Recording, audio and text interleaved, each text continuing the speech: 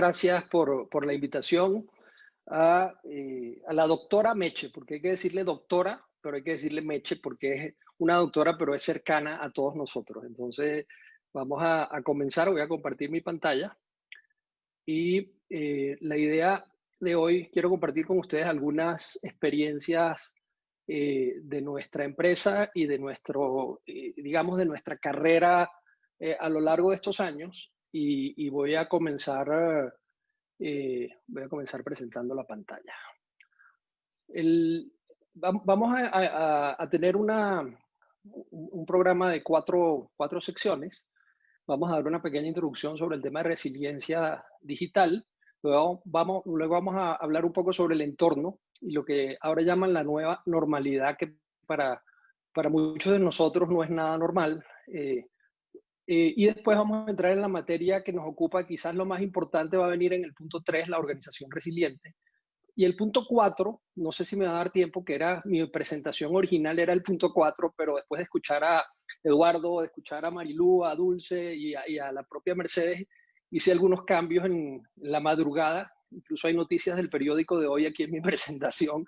Y bueno, quería compartir eso con ustedes, pero sí les voy a incluso después compartir toda la presentación, porque el punto 4 de alguna manera se enfoca en aquellas cosas que debemos hacer a nivel de nuestras empresas y a nivel de nuestras organizaciones donde trabajamos para poder afrontar esto de manera más efectiva con tecnología, ¿no? Entonces, No comenzando con el tema de obstante, resiliencia. siéntete cómodo de presentar tus 4 fases. Adelante, adelante, Perfecto. por favor. Bueno, empezamos con un tema de definición del término, resiliencia, ¿no? Resiliencia es la capacidad de adaptación de un ser vivo frente a un agente perturbador, un estado de situación adverso, o capacidad de un material, mecanismo, sistema para recuperar su estado inicial cuando ha cesado esa perturbación a la que había estado sometido.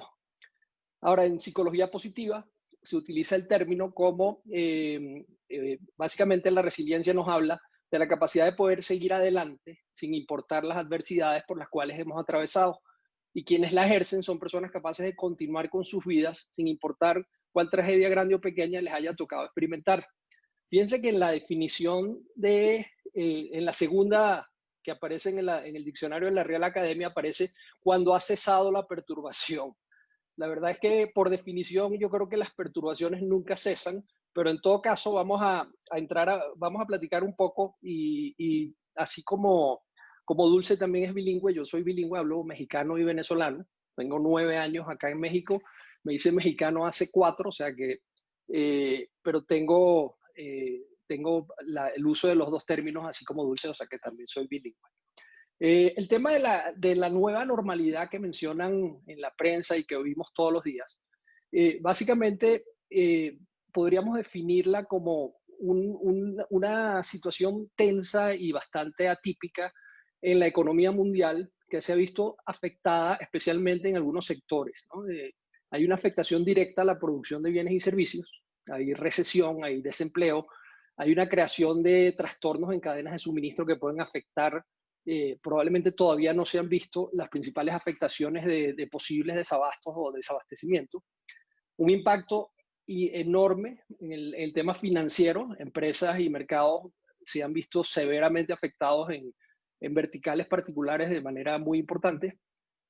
Hay un colapso de ingresos en materias primas, en commodities que se han caído, incluso los futuros de petróleo a niveles negativos, cosas que la verdad es que parecen absurdas. A los que estudiamos economía nos parece que la verdad hay cosas que no nos habían enseñado y que las estamos aprendiendo a golpes ahora, ¿no?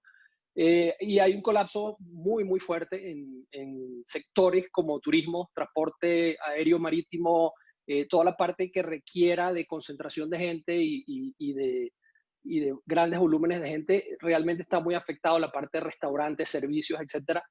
Las remesas también se han visto afectadas y además nos estamos enfrentando a una brecha importante entre países. O sea, tenemos países, va a haber una diferencia muy grande en los próximos meses entre países disciplinados y países que no lo son, o países que tienen una disciplina o capacidad fiscal para responder ante esta situación. Entonces, vamos a analizar un poco el tema que ya todo el mundo sabe y conoce lo que es la parte de arriba de este gráfico. Se habla diariamente en todos los medios y a todo nivel y en redes sociales, que es la famosa aplanada de la curva, ¿no? La aplanada de la curva no es otra cosa que diferir o tratar de correr en un tiempo más largo, digamos, la afectación de la gente que se va a enfermar o que ya se han enfermado para no colapsar los servicios de salud de cada país. Y resulta que ese aplanado de la curva tiene una contrapartida en el eje negativo, que es la recesión que causa. Y todos nos estamos viendo afectados por esa situación. De hecho, la gente cuando hablo con algunas personas me preguntan, oye, probablemente tú debes estar muy bien, porque estás en un negocio en un sector, en una vertical, que es la vertical de tecnología, en donde todo el mundo necesita de estos servicios y productos para poder hacer trabajo remoto, etcétera. Y efectivamente nosotros estamos menos afectados que probablemente un negocio que necesita tener, digamos, atender gente en forma presencial, etcétera. Pero cuando mis clientes se afectan, nosotros también nos afectamos. Entonces, definitivamente, esto es algo de lo cual nadie va a escapar. O sea, la situación actual que nosotros estamos viendo es una situación global de países, global de industrias. Sin embargo, obviamente unos sectores se afectan menos que otros, ¿no? Entonces, la manera de salir de esto, la única manera de salir de esto, básicamente es con protección fiscal o con ayuda. O sea, no hay manera de que un país, ni siquiera los Estados Unidos, ni siquiera el sector privado o las empresas más importantes pueden salir sin ayuda o financiamiento, sin capital adicional, ¿no? Y si vemos, por ejemplo, el caso de México específico, esto es el periódico del día de ayer, día martes, en donde nos estamos dando cuenta que no hay un commitment, no hay un compromiso de parte del gobierno de hacer o de tomar acciones compensatorias para poder atenuar el impacto que está generándose, sobre todo en el sector privado y en el sector empleador y empleados y de trabajadores, que son quizás los más afectados. O sea, el principal generador de empleos en un país normal debe ser el sector privado. En el caso de México, tenemos la fortuna de que México no depende tanto, por ejemplo, como en el caso de Venezuela, que dependía mucho del petróleo. Ahora, francamente, no sabemos de qué depende, pero en el caso de México tienes un sector privado que está bastante diversificado, pero esta afectación que en este momento está ocurriendo es muy difícil de salir si no hay un consenso de ayuda de parte del sector gubernamental hacia el sector privado, con exenciones fiscales, flexibilización de deuda, subsidios al empleo, etcétera. Hay una serie de acciones que la organización, la OCDE, recomienda o menciona, y en México, francamente, se están haciendo muy pocas de ellas, ¿no? Entonces, esta nueva realidad está redefiniendo lo que llaman el canvas, sí, el canvas de los negocios y de la vida. Hay una nueva dinámica de interacción con proveedores, con clientes, con colaboradores. Nos encontramos con pagos electrónicos gente que antes en su vida había hecho una orden por internet, ahora la hace. Nos encontramos con el tema de trabajo a distancia. Todo ahora o sea, se hace delivery de cualquier cosa que te imagines. Y las empresas se han tenido que adaptar y han tenido que definir nuevos canales, se han tenido que ir digitalizando, y de eso vamos a hablar en detalle. Entonces, esos nuevos economics, hay de alguna manera precios, ofertas, situaciones cambiantes, pero hay una nueva realidad humana, y le pongo un signo de interrogación, porque el tema de educación remota, el tema de cultura vía Zoom, teatros y esas cosas, yo creo que tiene un impacto muy limitado en la población, y les voy a explicar por qué. La nueva normalidad nos exige a nosotros, a todo el mundo, una empatía obligatoria. O sea, ese tema de responsabilidad social, eso ya no es tal cosa, o sea, ya es un compromiso. Nosotros no, porque si nosotros no estamos bien, perdón, si yo salgo a la calle y aunque yo esté bien, si la persona, digamos, que está en la calle no está bien, entonces yo no voy a estar bien. O sea, hay un riesgo enorme de colapso sistémico si nosotros no tenemos una empatía con el resto de la gente. Entonces, ¿y a qué me refiero con esto? Les pongo un ejemplo, el tema de educación a distancia y de trabajo remoto. Todo el mundo habla de trabajo remoto y educación a distancia, y de hecho es lo que yo, de alguna manera, o lo que nosotros dentro de nuestra empresa comercializamos herramientas de este tipo. Resulta que casi el 40% de la población en América Latina, es decir, estamos hablando de cerca de 244 millones de habitantes, no tienen acceso a Internet. Solo el 20 o 30% de la fuerza laboral puede hacer trabajo remoto. O sea, un mesero de un restaurante no puede hacer trabajo remoto. Hay muchas personas, o sea, un taxista o un conductor no puede hacer trabajo remoto. Gente que trabaja en temas es decir, está muy limitado el tema de trabajo remoto. Pero lo más grave es el tema de la educación. Lo que llaman el homeschooling está limitado a un porcentaje muy bajo de la población. Es decir, la brecha se está ensanchando. Entonces nos estamos dando cuenta de que tenemos mucha gente que no tiene conexión. Imagínense ustedes una persona que viva en una familia de escasos recursos, que tenga clases de matemática y que el papá lo que tenga es un móvil, un celular. O sea, porque la mayor parte de la gente además se conecta desde un celular y las velocidades promedio de conexión son realmente bajas. Entonces nos estamos encontrando con una brecha digital que se está ensanchando, porque si antes la brecha digital afectaba a la gente porque no podía de repente, digamos, hacer una compra en línea, no podía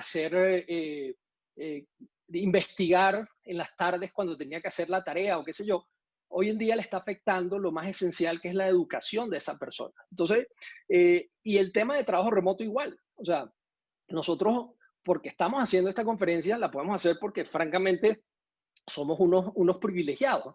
Entonces, desde el punto de vista práctico, si no existe una empatía con el entorno y con la gente que lo rodea a uno, definitivamente esto no se puede superar de manera eficiente. Yo les voy a contar una anécdota personal. No sé si tenemos tanto tiempo que no vamos al cine que de repente alguno de ustedes pueda haber sido esta la última película que vio. Yo vi esta película y la verdad es que me encantó por el tema que trata y la voy a usar para introducir un caso que nos ocurrió a nosotros en nuestra empresa y que gracias a la gente y al equipo humano de nuestra empresa nosotros logramos superarlo, ¿no? Esta película se llama Meet Joe Black. Anthony Hopkins y Brad Pitt, protagonistas de esta película, y hay una canción que es tema musical de la película, que aquí la pongo en inglés y que también la puse en español no sé qué también traducida esté, pero de alguna manera se me asemeja mucho a lo que está pasando y a lo que nosotros vivimos, que nos obligó a ser resilientes y nos obligó a resolver un problema serio que tuvimos. Y se los voy a contar para tratar entonces ya de introducir el tema de una organización resiliente que puede resolver adversidades, ¿no? La canción dice, no sé qué está pasando, ¿no crees que me estoy muriendo cuando estoy en casa? Muchas cosas que había muchas cosas que necesitaba, pero ¿cuántas de ellas puedo tomar? Otro día estoy intentando esforzarme, no hay forma de correr y esconderse. La muerte es una regla de Dios y los impuestos son un juego del gobierno. Vivir mi vida parece ser parte del juego y debería tomar todas las tensiones.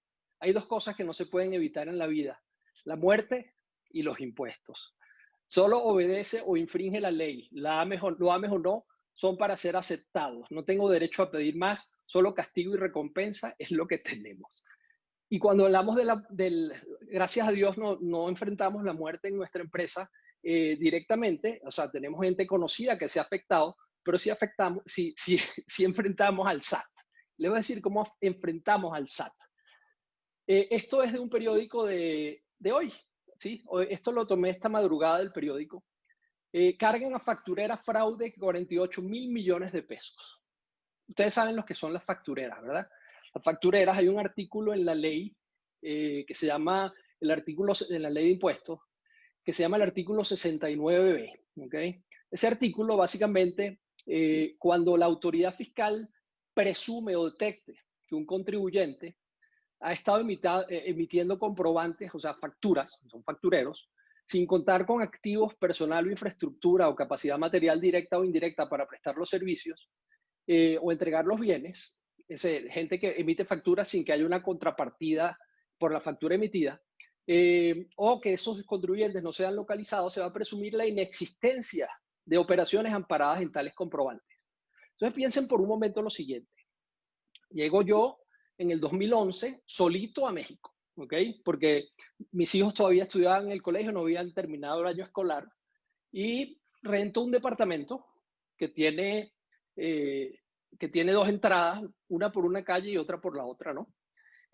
Una entrada por Arquímedes y otra por Temístocles. Entonces, llego a, y ahí monto mi oficina y mi casa, ¿ok? Yo solo iba y venía, o sea, commuting a Venezuela, en aquel momento se podía, y un buen día, bueno, empezamos a desarrollar el negocio. Era yo solo, contrato a un ingeniero de la UNAM, excelente, Diego Algara, que hoy en día tiene su propia empresa, con orgullo lo digo, él ha sido uno de las personas que inició esta empresa conmigo acá y con mis socios. Y empezamos a trabajar, ¿no? 2011, un año difícil, bastante complicado, empezando a, un poco, me acuerdo lo que decía Dulce ayer, que le preguntaba, creo que fue Hugo Cuellar, de que no te saben decir que no, o creo que también en la conferencia de Marilú dijo que los mexicanos le compran a mexicanos, no, en la de Dulce también. Y entonces eso nos pasó a nosotros. En las primeras visitas que hacíamos, bueno, bastante difíciles, dos personas nada más trabajando en un negocio en donde cuando tú le ibas a hablar a alguien de cloud en el año 2011 te sacaban a patadas de las compañías porque nadie le interesaba, la gente decía que el cloud era inseguro, etcétera. Y era como empezar a evangelizar de un tema que hoy en día ya es mainstream y que si no existiera no estaríamos haciendo esta videoconferencia de hoy, ¿no? Entonces, en el año 2013 ya se había empezado a dinamizar la empresa, nos había empezado a ir mejor. Éramos 5 empleados. Ese año, cuando ustedes analizan la metodología que utiliza Hacienda para poder determinar quiénes están emitiendo facturas ficticias, básicamente ellos lo que hacen y dicen, bueno, esta empresa vende 100, pero tiene activos de 5 y tiene 5 empleados, esta empresa está emitiendo facturas falsas.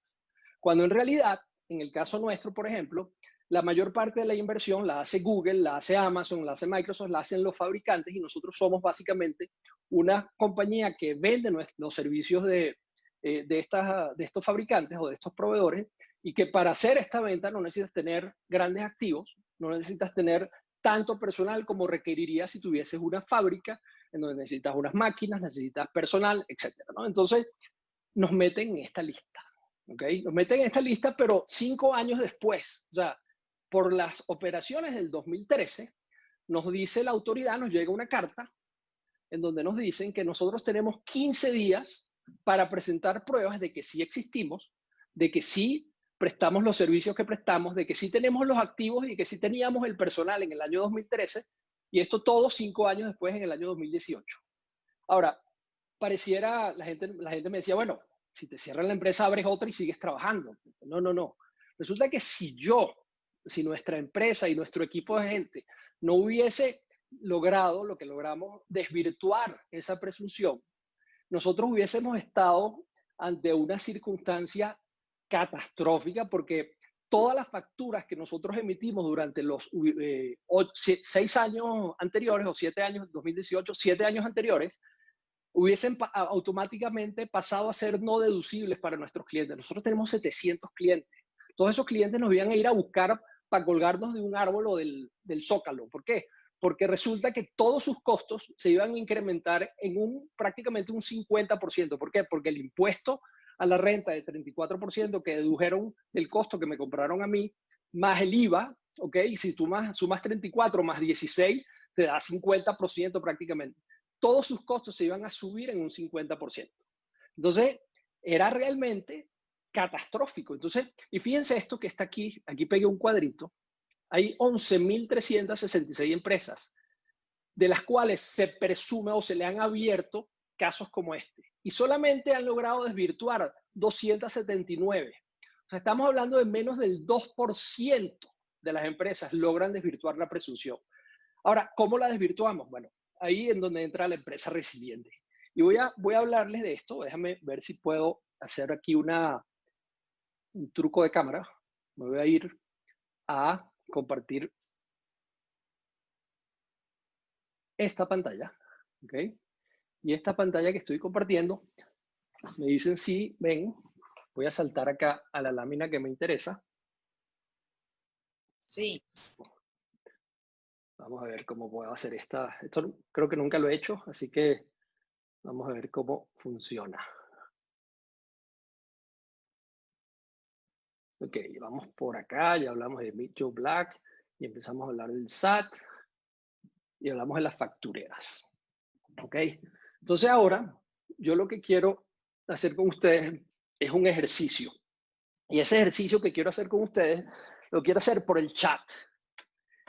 Cuéntenme cuáles consideran ustedes, y yo voy a ir pegando lo que ustedes vayan diciendo en esta lámina. ¿Cuáles consideran ustedes que son las condiciones para que una empresa pueda enfrentar adversidades o pueda ser resiliente, ¿no? Entonces, lo que a ustedes se les ocurra. Entonces, en el chat, bueno, aquí está la primera, gente. Ok, vamos a pegar a la gente por acá. Vamos a buscar la lámina correspondiente para ir pegando la información que ustedes nos están enviando. Ya, déjame buscar la lámina correcta, un segundito. A ver, sigan mandando sus mensajes, por favor. ¿Cuál es? Ok, uso de tecnología, creatividad. Vamos a ir pegando eso en esta lámina. Entonces ya tengo aquí la gente. Vamos a pegar gente por este lado. Paciencia, dice alguien. Carolina Padrón. Colaboración. Escribe más rápido de lo que yo puedo, de lo que yo puedo copiar esto. Flexibilidad, tecnología. Vamos a ponerlo por aquí.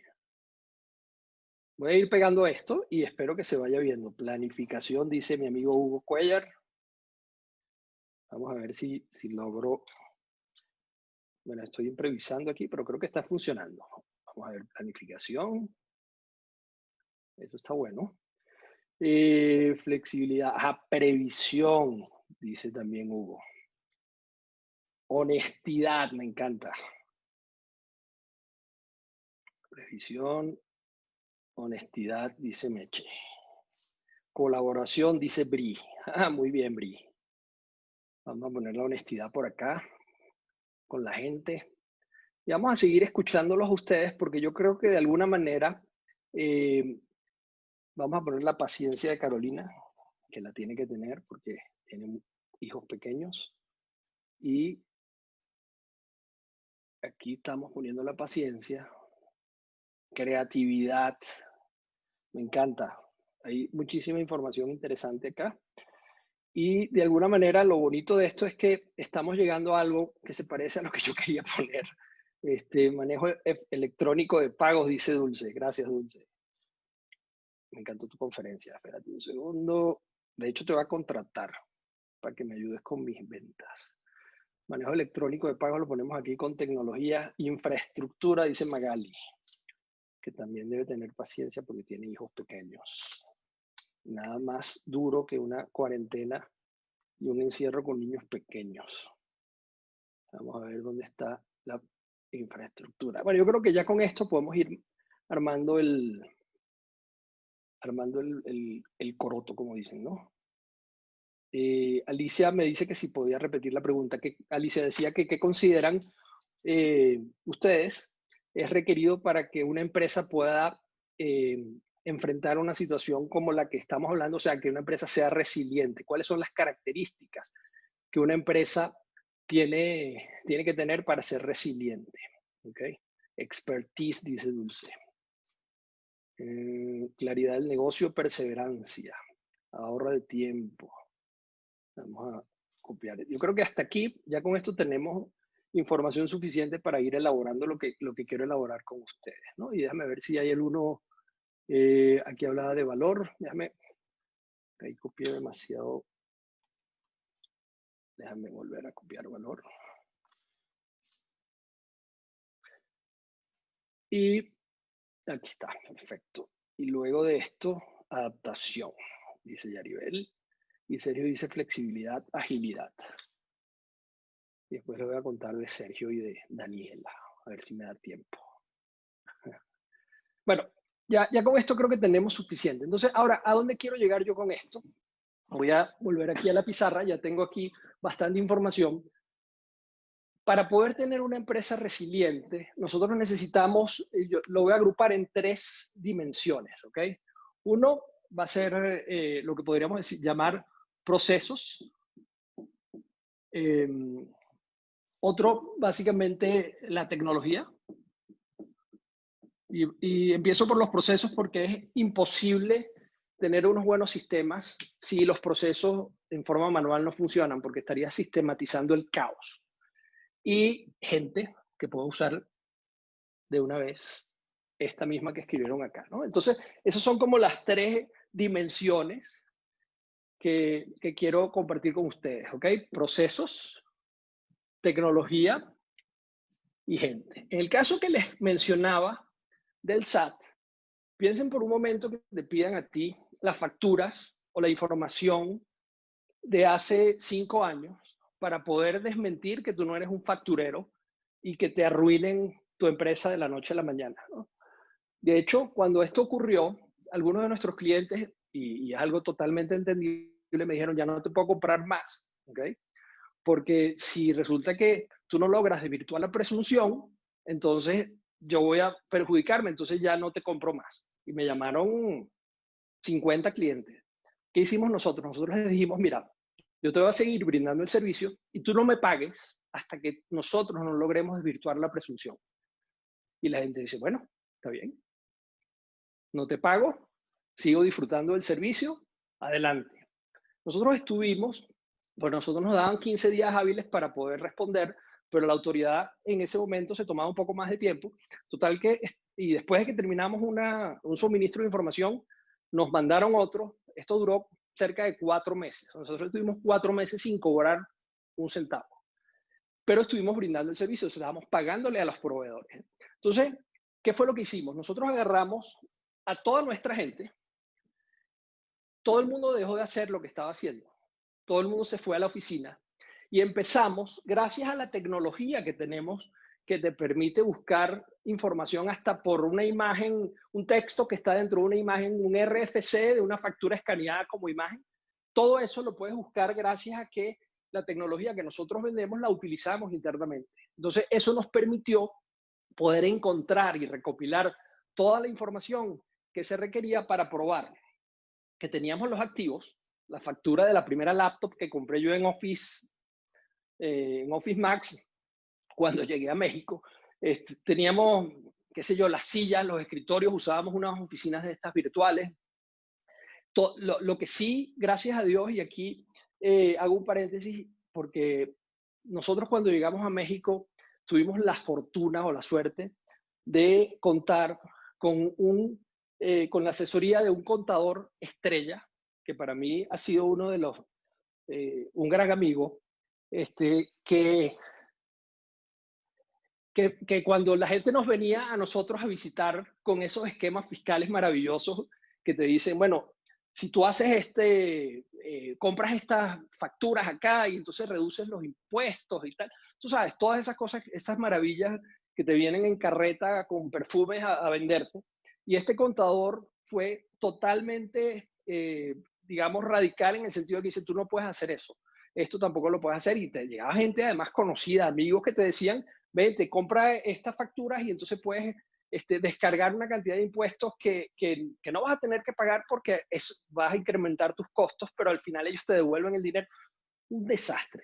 Y este contador, Raúl Chavarría, nos mantuvo a nosotros en todo lo que nos ofrecían, él lo supervisaba, lo chequeaba y además nos ayudó a tener dentro de la organización una disciplina también para tener a todo el mundo dentro del seguro social, a todo el mundo con su Infonavit, etcétera. Entonces no había no había ninguna irregularidad, simplemente como vendíamos mucho, pero éramos poquitos y teníamos pocos activos, caímos en esa lista. Y gracias a que teníamos a todo el mundo dentro del IMSS, teníamos toda la solvencia, pudimos encontrar toda esa información en los repositorios en la nube que teníamos que tenemos con las aplicaciones que nosotros mismos comercializamos y que utilizamos, nosotros en tiempo récord, con todo el mundo en la oficina, porque sin la gente no hubiéramos podido lograr hacer esto, todos los compañeros que trabajaban en cualquier área se volcaron a prácticamente 4 o 5 noches sin dormir a recopilar la información. Fueron cerca de 6.000 folios de información que nosotros entregamos para poder soportar o rescatar esa petición del impuesto que representaría la muerte de la compañía. ¿Okay? Entonces, a lo que quiero llegar con esto es que para poder ser resiliente necesitas procesos, y ahí probablemente también hay que hablar del tema de estrategia, o sea, tener una estrategia clara. Y de alguna manera ustedes ya nos han enviado parte de esa información. Una buena planificación, tienes que tener previsión, una infraestructura adecuada, y esta quizás la ponemos aquí con la tecnología, ¿ok? Y aquí cuando hablan de valor, yo me imagino que hablan de valores también. Yo me lo voy a tomar por el que me gusta, ¿ok? Temas de creatividad también, tienes gente creativa, ¿ok? Y dentro de tecnología, te necesitas herramientas adecuadas, ¿ok? Sin herramientas adecuadas, hay de hecho un estudio de Gallup bien interesante que nosotros, que a mí me gusta mucho, que hablan de empresas efectivas. Y las empresas efectivas fundamentalmente son aquellas que buscan a la gente y seleccionan a la gente adecuada, ¿ok?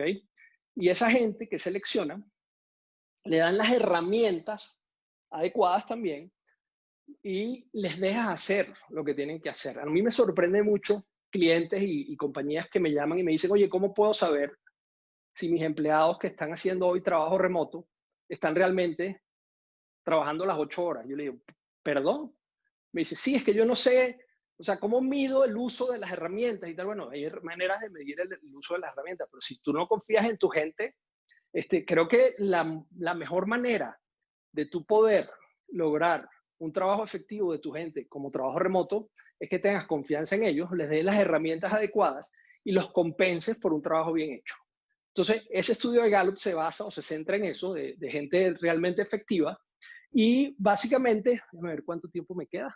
¿Qué hora es? 9:36. Sí, creo que todavía me queda un tiempo. Entonces, básicamente, lo que estamos hablando es que esa resiliencia tecnológica no existe si tú no tienes la gente adecuada.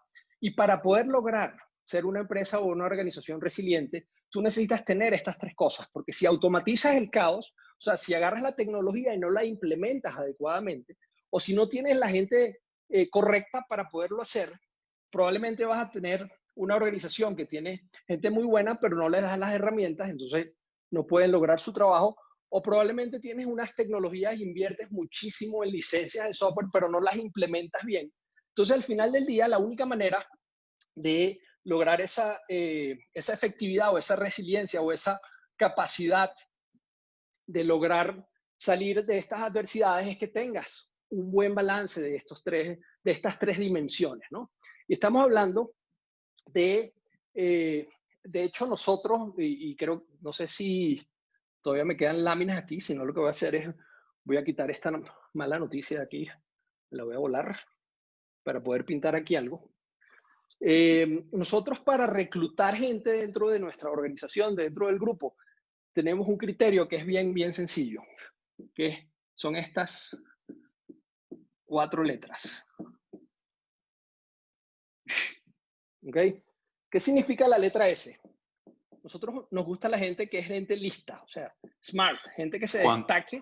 ¿Sí? Juan, perdón, no estás mostrando el Jamboard, la página se quedó el otro Jamboard. Ok, sí. Déjame. Perdón, aquí estoy ya. Ah, perdón, gracias. Ese fue Sergio, ¿ven? Ese es contar con gente buena. Uno tiene que traer su propia barra para... Ok, entonces las 4 letras son estas 4 letras. ¿De acuerdo? Entonces, la S, ¿qué significa? Nosotros necesitamos gente lista, que te diga cuándo no estás mostrando tu pantalla, ¿ok?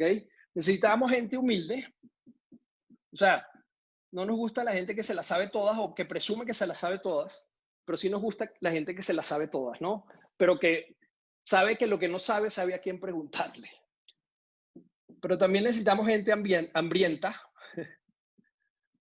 Si es un vendedor que se quiera comer el mundo y que se quiera captar a todos los clientes, si es alguien que necesita, o el administrador o el gerente, necesitamos que esa persona tenga las mejores prácticas y sea vertical y logre mantener la información al día, etc. Y esta, quizás es una de las más importantes, es la parte ética, la parte de honestidad. Si una persona cumple estos 4 requisitos, puede tener la seguridad de que no solamente lo vas a contratar, sino que va a durar mucho tiempo en la organización. ¿Okay? Entonces, esto de alguna manera encierra las 4 o las 3 dimensiones digamos, las características que nosotros buscamos dentro de las organizaciones para poder lograr efectivamente cumplir con los objetivos, ¿no? El resto de la presentación, yo voy a compartírselas. De hecho, ya aquí en la lámina final hay un link para que ustedes la puedan descargar. Se las voy a mostrar muy rápidamente. Básicamente se concentra en qué cambios tenemos que hacer nosotros hacia adentro, dentro de las organizaciones, para poder adaptarnos a estas nuevas situaciones. Voy a pasarla rápido para poder después dar paso a las preguntas, ¿no? Dentro de la organización... Vamos bien, Juan, no te preocupes, tú tómate tu tiempo. De acuerdo, gracias. El trabajo remoto exige tener capacidades, infraestructura y procesos adecuados para habilitarlo de manera segura y efectiva. Entonces tienes que tener objetivos claros, y eso lo hablamos también en las láminas anteriores, la gente correcta, los procesos, la infraestructura, y hay un tema muy importante que es la seguridad, ¿no? Entonces, para planificar un trabajo remoto adecuado dentro de las organizaciones, es importante plantearse los objetivos y las políticas. Es decir, por ejemplo, sabemos que no todo el mundo puede hacer trabajo remoto, ¿ok? Entonces, los que están en la oficina tienen que tener comunicación con los que no están, perdón, con los que están haciendo el trabajo remoto. Tienes que manejar a la gente de manera adecuada, sabiendo delegar, entregándole esas herramientas adecuadas, además para que puedan conectarse de manera segura.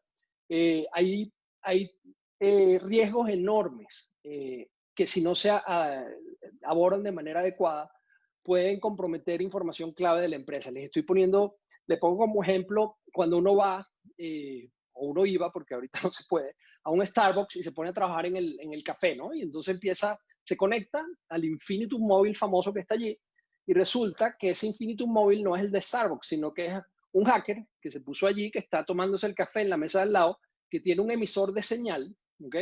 Y ese emisor de señal emite una señal que se llama igual Infinitum móvil, y además, entonces tú te vas a conectar a Internet a través de su computadora, y él tiene ahí un software malicioso que se llama Keylogger, que cuando tú escribes tu usuario y tu contraseña, él va a hacerse de tus credenciales de conexión, después se va a su casa o a su oficina y te hackea tu cuenta.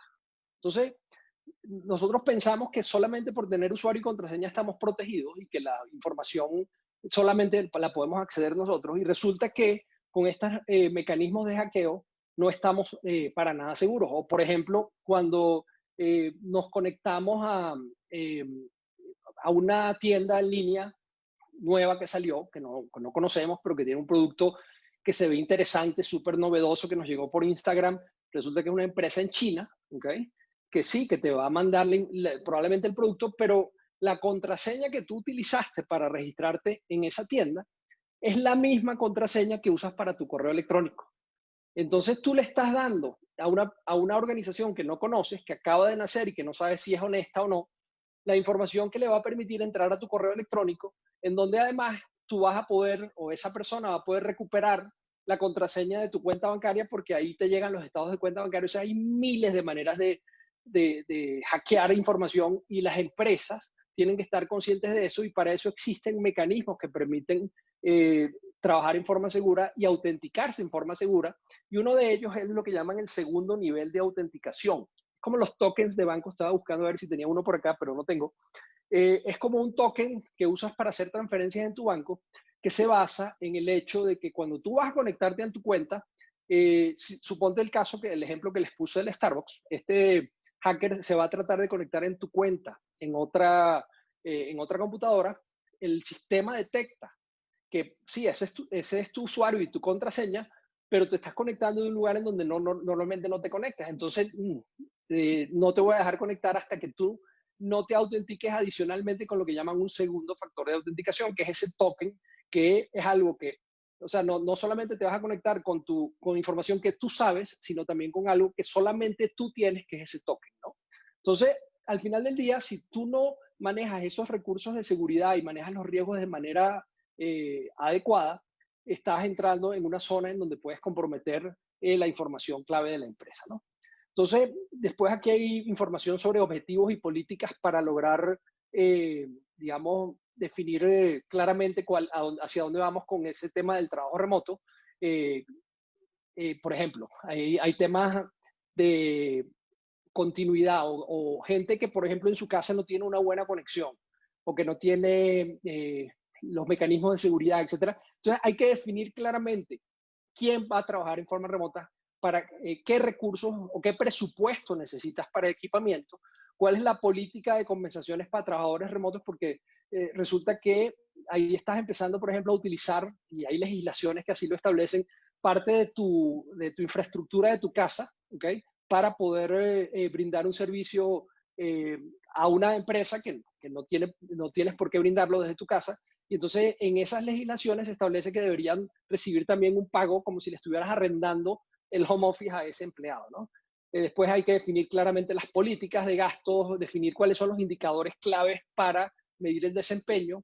Hay que definir claramente las metas y las expectativas, y normalmente para el trabajo remoto es muy difícil controlar por cuánto tiempo estuviste, sino más bien que debes cambiar esos indicadores para controlar por resultados. Y tienes que confiar en tu gente, ¿no? Entonces, eso es bien importante. Y hablando de confiar en la gente, entonces tienes que tener reglas claras para el trabajo remoto, quién lo hace y quién no lo hace. Tienes que capacitar a la gente para que lo utilice. Hay miles de videos en donde se ve gente que no sabe utilizar las herramientas, entonces no se da cuenta que lo están grabando y anda, no está vestido adecuadamente. Yo, bueno, primera vez que me pongo gracias a Meche, me puse un saco por primera vez en 3 meses. Y básicamente no es lo mismo gestionar equipos de trabajo presenciales que gestionar equipos remotos. Necesitas tener reglas claras, asegurar una comunicación fluida.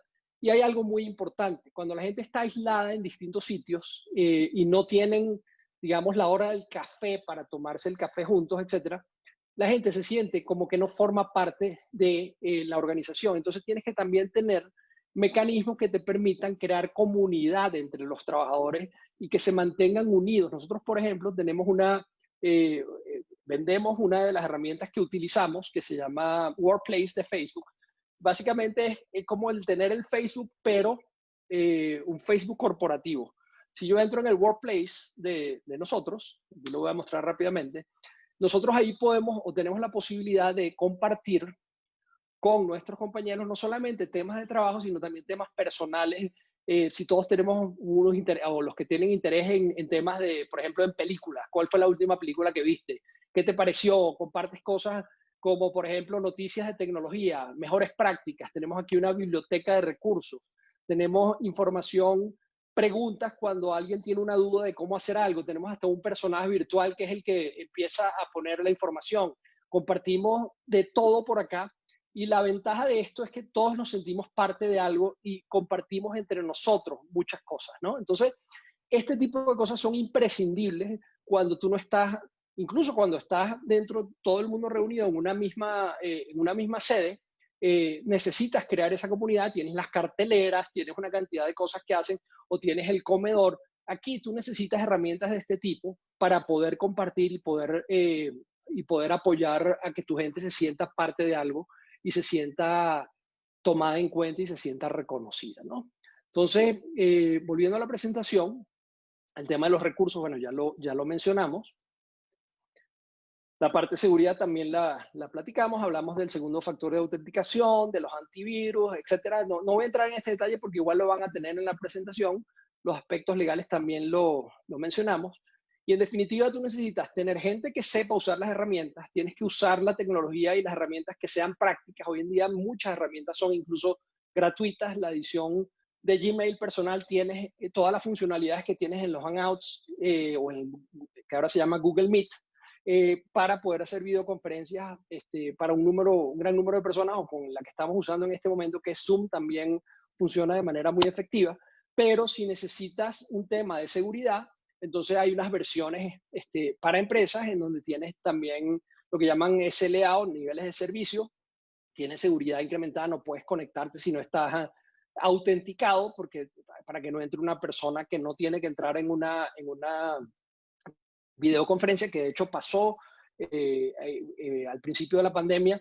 Zoom tuvo una circunstancia que después corrigieron afortunadamente, pero que le afectó mucho en el momento, porque gente que no tenía nada que ver con unas llamadas se metían en las llamadas y hacían desastres en esas llamadas, ¿no? Definir la gobernabilidad, es decir, cómo se regla o se reglamenta el tema del trabajo remoto, y básicamente dedicar recursos a esto, ¿no? Entonces, las personas tienen que prepararse, hay que desarrollar trabajo en equipo y grupos de trabajo que permitan la colaboración efectiva entre ellos, definir claramente las reglas de juego, hay que medir el desempeño, sobre todo resultados, para poder saber cómo está yendo el desempeño de la gente, y hay que proveerle soporte en el momento en que lo necesiten, ¿no? De hecho, aquí les voy a agregar aquí, bueno, herramientas específicas para conectividad, y hay una lista, voy a poner aquí, bueno, las mejores prácticas. Yo creo que con esto resumo y termino, y además al final hay cuáles son como un glosario o lista de las mejores herramientas para videoconferencia, para colaboración, para gerencia de proyectos, para firmas digitales, para crear comunidad, como lo hablamos ahorita, como el Workplace, para temas de seguridad, manejo de tiempo, si todavía quieres tener la tarjeta, o sea, que la persona cuando salga de su recámara marque tarjeta cuando llegue a su computadora, cosa que me parece absurda, pero bueno, también existen mecanismos para medir eso, y temas para respaldo de información, ¿no? Pero en definitiva, para poder habilitar a tu empresa con las mejores prácticas para el trabajo remoto, necesitas, cada uno de los colaboradores necesita tener un espacio físico adecuado. Es muy difícil lograr esto cuando tienes un espacio pequeño, pero básicamente ahí tiene que haber mucha tolerancia y mucha comprensión, porque probablemente tus hijos van a estar en clase mientras tú estás en una reunión importante, casi que te tienes que meter en el baño, quitar la cámara y que tener tu reunión, pero sí es importante que haya cierta empatía y respeto también por el resto de las personas que están en una videoconferencia, y para eso necesitas adecuar tu espacio, ¿no? Si trabajas desde casa, tienes que tener esos acuerdos familiares de convivencia, tienes que usar dispositivos adecuados para, por ejemplo, evitar que haya el retorno de la voz. Necesitas audífonos para que no se vicie el sonido.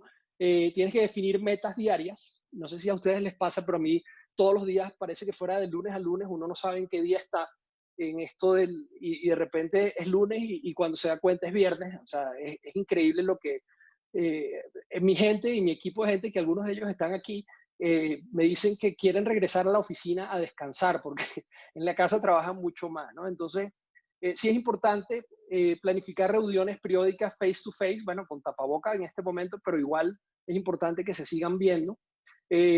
Actividades para crear comunidad, como dijimos anteriormente, y dentro de cada persona y cada individuo necesitas tener empatía con esas personas y con tus colaboradores para que puedan estar sanos. Es decir, nosotros tenemos, por ejemplo, hay dos cosas en particular que hemos implementado recientemente que han resultado bien simpáticas. Una de ellas, tenemos una sala, como si fuera la cafetería de la oficina, que es básicamente un URL único en donde tú entras para una videoconferencia, y si tú en ese momento estás disponible o no estás trabajando pero no necesitas tener una reunión, entonces tú entras aquí en esa sala. Vamos a ver si hay alguien en la sala, y source.capital, hay una que se llama Meet All.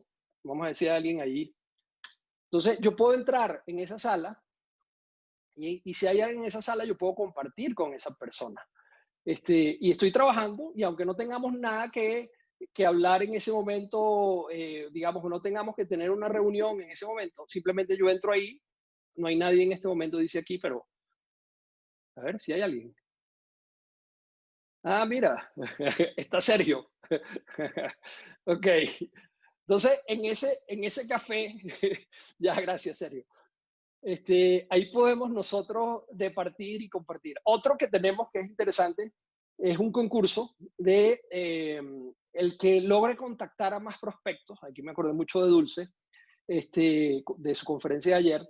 En una semana que logre convertir más prospectos en verdaderas oportunidades de negocio, sobre todo para la gente de ventas, se gana la cena del viernes y se la despachamos con alguno de estos servicios de despacho de comida, ¿no? Entonces, al final estamos todos conectados, todos contactados, estamos trabajando mucho más que cuando íbamos a la oficina. Afortunadamente nosotros tenemos ya, la compañía tiene 15 años de fundada, nosotros tenemos casi 10 años en México, estamos presentes en muchos países, en 30 países tenemos operaciones, y para poder trabajar de manera efectiva en tantos lugares necesitas tener estas herramientas de trabajo remoto y bueno, básicamente creo que eso de alguna manera completa lo que queríamos compartir con ustedes. Aquí va a encontrar en este código de barras o en ese link que es esource.capital/resiliencia la presentación que hoy vimos.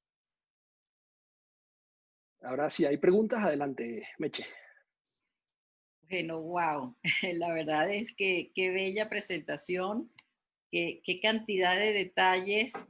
Hay que concentrarse para ver todas las maravillas que hay y de verdad es que te agradecemos muchísimo porque inclusive nos has dado datos muy, muy precisos de lo que podemos hacer, a dónde acudir, tu perspectiva, pero quisiera preguntarte de eSource. ¿Cómo empieza eSource y cuáles son los servicios que ustedes proveen para nosotros que estamos en nuestras empresas virtuales ya queriendo, sabes, formalizarlas y ya queriendo ser más sólidos y tener mucha más resiliencia? Claro que sí, Meche. Déjame, no quise hacer presentación de la empresa porque me parecía que mejor era compartir. Déjame ver si tengo aquí una liga, creo que tengo el portafolio de productos para mostrárselos rápidamente. Portafolio de eSource Capital, aquí está. Déjame compartir pantalla. Un segundito. Y ahí les puedo hablar con más propiedad. Pero básicamente eSource nace hace 15 años, la fundada en Estados Unidos por un compañero de la maestría, Enrique Camacho, que además fue quien me presentó a mi esposa. Estudiamos juntos en el IESA. Enrique fundó esta compañía, como digo, hace 15 años, y hace 9 años yo me reuní con Enrique un día socialmente a hablar, y entonces me dijo lo que estaba haciendo. En ese momento yo estaba en Venezuela trabajando en consultoría, yo trabajaba con data análisis, manejaba una unidad de data análisis de consultoría en capital humano. Hicimos una consultoría también para el IESA, para temas de recaudación de patrocinios, de la Fundación IESA, etcétera. Con McKinsey estuve ahí como 2 años, y cuando Enrique me cuenta esto le digo, oye, me interesa, ¿okay? Vamos a... en realidad lo vi como para un amigo que se iba fuera de Venezuela, que trabajaba en el área, en el sector, y al final cuando hicimos una cena, invitamos a mi amigo y el que terminó entusiasmado fui yo, ¿okay? Y le dije, bueno, vamos a abrir un país, le digo yo a Enrique. Y entonces me dice, ¿qué país se puede abrir eSource? Porque ya estaba él cubría desde Miami, cubría Centroamérica, Caribe, Venezuela y fundamentalmente algunos países también en Sudamérica, pero por ejemplo no tenía oficina en México, ni en Brasil, ni en Argentina. Entonces habló con Google, le preguntó, oye, ¿dónde necesitas partner? Y le dijeron esos 3 países. Y decidí venirme a México porque aquí vivía mi hermano menor, Héctor, que además es mi socio en este negocio. Ahora yo soy su socio en su negocio. Básicamente vinimos, Enrique y yo, hicimos un viaje exploratorio, visitamos a la compañía donde trabajaba mi hermano, que se llama Ternium, que es una empresa de acero. Él era el director comercial y él además tenía muchos clientes, ¿no? Tenía cerca de, no sé, 10,000 clientes, 5,000 clientes. Entonces yo le digo, bueno, hazme 6 citas, le digo yo. Entonces nos venimos Enrique y yo, hacemos la visita a las 6 empresas. De las 6 empresas, 3 nos dijeron que les interesaba el producto, y al final terminaron comprando solo 2. Yo me regreso a Venezuela, le digo a Isabel, oye, nos vamos a México. Y yo, tú te volviste loco, yo no me voy a ningún México. Bueno, entonces yo voy y vengo y listo, ¿no? Entonces yo hacía el commuting, me hice titanio de Aeroméxico en 6 meses, porque iba y venía todas las semanas prácticamente cuando se podía. Y logramos, en el siguiente viaje, constituyo la compañía y empezamos a patear calle. Y cuando ya empezamos a patear calle, que la compañía está hecha, mi hermano lo mandan a Brasil, ¿no? Entonces, la razón para seleccionar México, que era que mi hermano vivía acá, de repente se fue a Brasil, bueno, pero ya estábamos aquí, ¿no? Y hay una anécdota en particular que me recuerda mucho lo que de alguna manera hablaba, creo que fue Dulce el día de ayer, del tema de que los mexicanos le compran a mexicanos. Nosotros visitamos a un cliente, un corporativo muy grande. Cuando digo nosotros era yo, porque no había más empleados, Diego y yo. Y es una compañía estoy hablando de 50,000 empleados, ¿no? Para ofrecerles estas herramientas que nosotros vendemos, que ahorita voy a entrar en el detalle de qué son. Entonces, todo iba muy bien. Hacemos presentación, la gente le encantó y tal. Y cuando ya venía la etapa de capacitaciones, me dice, oye, la próxima vez puedes mandar a alguien que hable español mexicano. Bueno, cuando me dicen eso a mí, tú no te imaginas, yo me fui deprimido a mi apartamentico que tenía las 2 entradas, de un lado de la oficina, del otro lado de la casa. Y yo, bueno, habré tomado la decisión correcta. Es un problema que tenemos muchos migrantes. Cuando nos vamos, pensamos, oye, habré venido al lugar correcto, de verdad he debido salir o no he debido salir. Siempre las dudas que le surgen a uno, ¿no? Y estaba realmente contra el suelo porque además estaba solo, ¿no? Me sentí como triste, ¿no? Y dije, bueno, pero me dio hambre y no quería cocinar. Y entonces llamo para pedir una pizza, ¿no? Entonces dice, pero no me van a chingar, dije yo voy a hablar como mexicano, ¿no? Entonces llamo a pedir mi pizza y entonces digo, bueno, y me dice, sí, ¿qué sea? Bueno, quiero pedir una pizza y trato, tú sabes, de disimular mi acento de 2 meses en México. Y entonces me dice, sí, ¿de qué la quiere? Bueno, pido tal, ¿no? Entonces, bueno, ¿me puede dar su dirección? Sí, cómo no, Temístocles, no sé qué tal. ¿Me puede deletrear la calle? Yo le digo, sí, claro que sí. Té de jitomate, le digo yo. Entonces ya ahí, cuando la mujer me dice, perdón, mande, y yo, nada, colgué el teléfono y esa noche cené cereal. Pero son golpes que uno se da, que le ayudan, si uno sabe salir de esas cosas, al final termina siendo mucho mejor porque aprendes cosas que no aprendes cuando todo va bien, ¿no? Entonces, en cuanto a la empresa, les voy a compartir rápidamente y también les puedo compartir esta liga para que la puedan ver después en detalle. Aquí hay déjame quitar la camarita de acá, perfecto. Déjame poner esto un poquito más grande. Básicamente, somos una empresa que somos partners de productos de cloud. Vendemos Google, Amazon, Microsoft y otra serie de productos. Tenemos más bueno, esta está vieja, son como 15 años, expertos en gerencia de implementación y gerencia de cambio. Es decir, no solo vendemos digamos, los software que mencionamos, sino que además los implementamos quizá nuestro diferenciador es justamente la consultoría para lograr implementar esto de manera exitosa, ¿no? Tenemos más de 3.500 clientes en Estados Unidos, México, Centroamérica, Caribe. O sea, estamos ya en 30 países porque abrimos recientemente Argentina. Y Perú, perdón. Luego de eso tenemos todo el tema de gerencia de cambio, Customer for Life. No sé por qué hay una raya azul sobre mi pantalla. Ok, y luego digamos, productos desarrollados por nosotros. El Customer for Life es básicamente el soporte a usuarios que nosotros damos apoyo continuo, en donde además desarrollamos un producto de seguridad que te permite, que se llama Togglebox, que tiene más de 1 millón de usuarios hoy en día que lo compran directamente en el mercado de aplicaciones de Google. Y ese producto básicamente te permite borrar correos cuando tienes un ataque, por ejemplo, de phishing, que te mandan un correo malicioso y se quieren hacer de tus credenciales. Con esta herramienta, en lugar de tú tener que decirle a la gente, oye, no abras este correo que no es de verdad o que no viene del presidente de la compañía, sino que viene de afuera, y es un correo malicioso, tú en lugar de tener que decirle a la gente que no lo abra, tú lo borras. ¿Okay? Es una herramienta de control de daños, ¿no? básicamente, temas de, bueno, de soporte. Tenemos además productos de aceleración digital. Son sitios que logramos crear como intranets para aplicaciones de productividad para seguimiento de reuniones, minutas, aprobación de documentos. Son templates que desarrollamos para nuestros clientes, ¿no? Luego, productos y servicios de software que vendemos,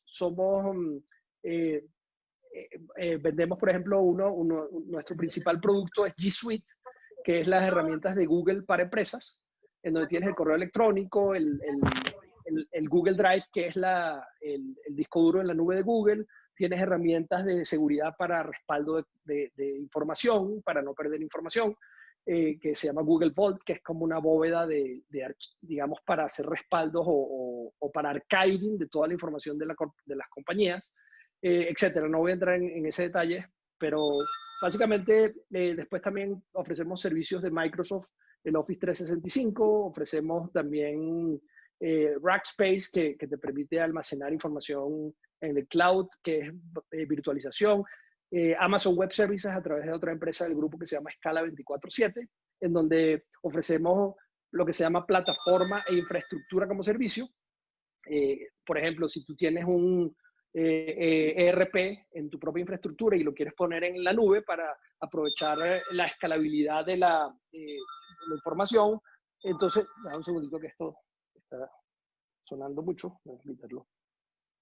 Y luego de eso tenemos además, no sé por qué esto sigue sonando, bueno, ok, toda la parte de Google Cloud Platform o Microsoft Azure, es decir, somos un proveedor de servicios cloud que vende software, infraestructura y plataforma como servicio. Google Maps, todo, cuando tú tienes, por ejemplo, que planificar rutas y necesitas que una empresa asigne a sus vendedores rutas efectivas o necesitas ubicar en un mapa dónde están tus clientes y trazar información para geolocalizada o hacer monitoreo de activos, de vehículos, etcétera. Tú puedes usar las herramientas, el API de Google Maps para poder usar de manera eficiente la geolocalización, el ruteo eficiente, la localización de tiendas, localización de clientes, etc., ¿no? Yo creo que eso más o menos resume. No me quería extender mucho en esto. Bueno, tenemos otras herramientas, ¿no? Sí. Tenemos aquí preguntas. Adelante, sí. Bueno, dice, me impresionaste sobremanera. Excelente, te dice María Guedes. Gina Gracias. dice, muy interesante, excelente, muchas gracias. Hugo se está riendo. Ah. Y aquí hay unas preguntas, dice, ¿tienes chatbots o recomiendas alguno? Mira, desarrollamos nosotros un chatbot hace como un par de años, para un banco, para hacer customer service, ¿no? Entonces, fue muy gracioso porque la mejor herramienta en ese momento para chatbots la tenía Amazon, pero no hablaba español. Entonces, como somos un partner multi-cloud, entonces lo que hicimos fue agarrar el chatbot de Amazon y lo pegamos con el traductor de Google, ¿ok? Entonces, y ese banco lo está utilizando hoy en día. Entonces, sí, definitivamente hay. Al final, de hecho, está mi correo juan@esourcecapital.com. Si quieren más información, ahí se las puedo enviar. De hecho, voy a poner esa lámina para que la puedan... Déjame buscar un momentico dónde está la lámina. Y a la otra pregunta que hay es si tienes plataformas de pago o si no las tienes, ¿cuáles recomiendas? Mira, nosotros no vendemos plataformas de pago. Conocemos, por ejemplo, hay una que ahorita está bastante, yo diría que es de las mejores plataformas de pago, que se llama Stripe. Ahí, de hecho, trabaja nuestra común amiga Mariate Arnal. Sí. Y hay otras plataformas de pago. No somos expertos en esa área, francamente, pero sí podemos integrarlas a las plataformas en la nube que tenga un cliente. Ah, ok. O sea que si yo, para entender bien, si yo soy tu cliente, tú lo que me vas a dar es una solución completa que se adapta a mi negocio. Sí, en realidad los fabricantes, Amazon, Google, Microsoft, te ofrecen la infraestructura, pero hay muchas compañías que han desarrollado herramientas que se instalan o se montan sobre esa infraestructura. Y entonces piensa en la nube, y aquí puedo mostrar esto rápidamente, si logro abrir, déjame ver un momentico. yo creo que la mejor manera de entender la nube es a través de una grafiquita rápida, pero creo que se me cerró sí, no voy a poder usar la pizarra ahorita. Okay. Pero bueno, básicamente tienes como tres niveles. La base de una pirámide, que es la base, es lo que llaman plataforma como servicio, o primero, mejor dicho, infraestructura como servicio, después plataforma como servicio y software como servicio. Esos son como los tres niveles. Lo que nosotros vendemos son, en la parte superior de la pirámide, el software como servicio es básicamente, son herramientas que te suscribes a ellas y las pagas como si fuera la luz o el agua, ¿no? Entonces, el correo electrónico de G Suite o el Office 365, etcétera, ¿no? Después, en la parte de infraestructura como servicio, es en lugar de tener servidores en tu propia infraestructura o en tu propio on-premise, los tienes en la nube y entonces no pagas la electricidad, los puedes escalar y los puedes provisionar, hacer que crezcan o decrezcan y pagas por uso. En la parte de plataforma como servicio, que es ahí en donde está lo que tú dices, tú ahí piensa en eso como si fuera el Home Depot, ¿ok? Sí. Cuando vas a remodelar tu casa, vas al Home Depot, compras la escalera, el taladro, compras una extensión, compras digamos, todo lo que necesitas, y te vas a tu casa y ahí compraste todo y lo armaste y hiciste lo que tenías que hacer. Bueno, en las plataformas de Google, de Amazon, de Microsoft, tú ahí tienes el carrito de compras, tienes una base de datos, empiezas a armar como Legos y creas Uber. Uber nació en la nube. Si la nube no hubiera existido, imagínate la cantidad de servidores, o Netflix, por ejemplo. Okay. Imagínate el 30 o 40% del tráfico de Internet de los Estados Unidos los fines de semana es Netflix, y ahorita mucho más. Eso era antes de la pandemia. Exacto. Entonces, ahorita es incluso durante la semana. Entonces, ¿a qué me refiero con esto? Existe la ventaja de la nube, básicamente, para montar un negocio, es que tú no tienes que invertir en capital, sino que tú estás convirtiendo lo que llaman un CAPEX, una inversión de capital, en un gasto operativo. Es decir, Uber, cuando montó su negocio, si hubiese tenido que comprar todos los servidores que hubiera necesitado, de repente se hubiera quedado corto, y para poder lograr dar el nivel de servicio que requieren sus clientes, hubiese tenido que invertir una millonada. En cambio, con esto simplemente fue arrendando y de repente creció como la espuma, y entonces ellos lo que hicieron fue pagar por más uso de servicios, ¿no? Ok. Y una pregunta específica. Si yo, por ejemplo, tengo mi compañía Corpex y quiero usar Google, pero en vez de que diga gmail.com, diga corpex.com, ¿eso es posible? Sí, de hecho eso es exactamente lo que nosotros hacemos, ¿no? La ventaja de tenerlo con tu propio dominio, o sea, todos nuestros clientes, como vimos hace un ratito, como cerca de 3.000, yo diría que 2.000 de esos clientes están en la plataforma de G Suite. Básicamente tienen su correo con el dominio de su organización, pero con todas las ventajas de estar en la nube, con la seguridad ampliada, con el segundo factor de autenticación que platicamos, con espacio de almacenaje ilimitado en la nube para guardar cualquier tipo de documentos, con respaldos automáticos sin necesidad de tener, digamos, hacerlo manualmente, sino que todo está automáticamente sincronizado. Piensa en esto como que Google, cuando creó Gmail, que era @gmail.com, que es el que la mayoría de la gente conoce, se dio cuenta de que podía, agregándole elementos de seguridad y poniendo el dominio de la empresa, etcétera, atacar un mercado bien interesante para brindarle las ventajas que ya se estaba teniendo a nivel del consumidor con el Gmail, pero ahora a nivel de la empresa con elementos de seguridad y de enterprise, ¿no? Entonces, eso permitió que el negocio creciera mucho.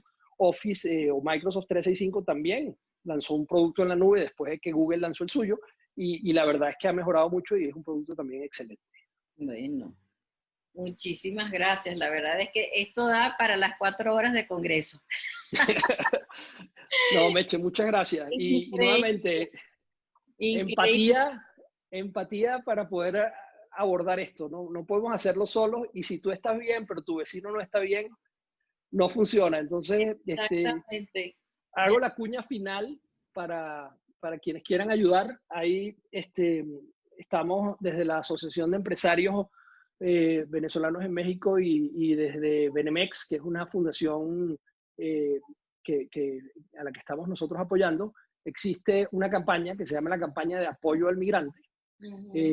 Y básicamente, si tienen oportunidad, nosotros hicimos una campaña En 8 días levantamos 150 y tantos mil pesos y estamos ayudando, llevamos más de 100 personas. La idea es ayudar a 150 familias, que se traduce como en 600 personas. La situación de los migrantes venezolanos en México está realmente comprometida. De hecho, aquí en el blog pueden encontrar un artículo con un censo al migrante que hicimos.